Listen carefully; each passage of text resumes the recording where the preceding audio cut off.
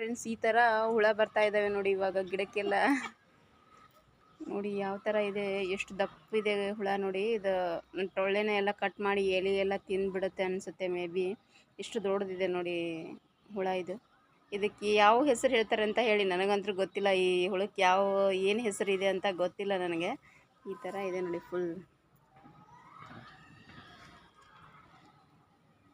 ಇಲ್ಲಿ ನೋಡಿ, ಇಲ್ಲಿ ನೋಡಿ ಹೇಗಿದೆ,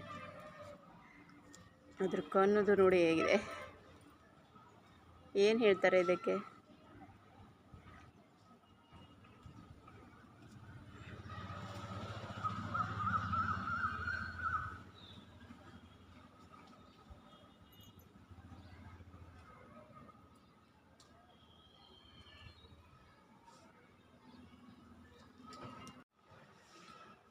ರೀತಿ ಮಾಡ್ಕೊಂಡ್ಬಿಡ್ತಾ ಆತ ಎಲ್ಲಿ ನಾನು ಹೋಗಿ